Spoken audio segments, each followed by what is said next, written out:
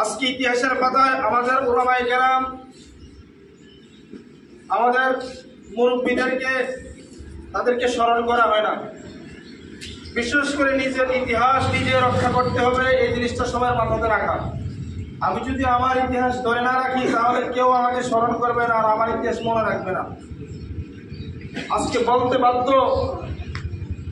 আমাদের ইতিহাসগুলোর মধ্যে কিছু বিকৃতি ঘটিয়ে গেছে, ঘটনা হয়েছে, তা আফসোসের সাথে। কিন্তু আমরা আমাদের যে ঐতিহ্য, আমাদের যে উলামায়ে কেরামরা আমাদের জন্য জান দিয়েছেন, এগুলো আমরা সময়ে সময়ে আমাদের সামনে স্মরণ করা। আমরা বহু উলামায়ে কেরাম আছে, তাদের 2-4 জনের নামও আমাদের ছেলে সন্তানরা জানে না।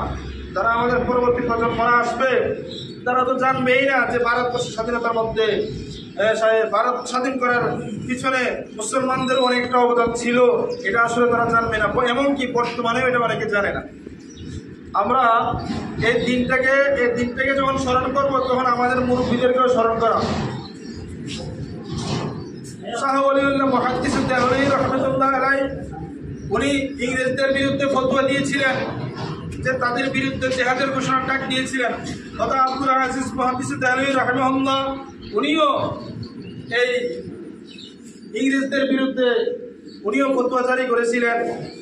এবং আজকে মুসলমানদের যদি আমরা কোনো প্রমাণস্বরূপ কোনো কিছু দেখাতে চাই তাহলে বিশ্ববিখ্যাত দারুল উলুম দেওবন্দ এই মাদ্রাসার প্রতিষ্ঠান ভিত্তি স্থাপন হয়েছে এই বুনিয়াদের উপরে যে ভারতবর্ষ একদিন স্বাধীন হবে ইংরেজদের কবল থেকে।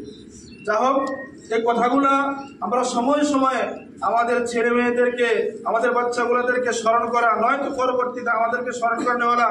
আমাদের আকাবিরদের রক্ত, আমাদের আকাবিরদের যে ত্যাগ শিকার, তারা যে কোরবানি দিয়ে গেছে, তাদেরকে স্মরণ করে নেওয়া কেউ থাকবে না। এই কথাগুলো আমরা মাঝে মাঝে স্মরণ করা।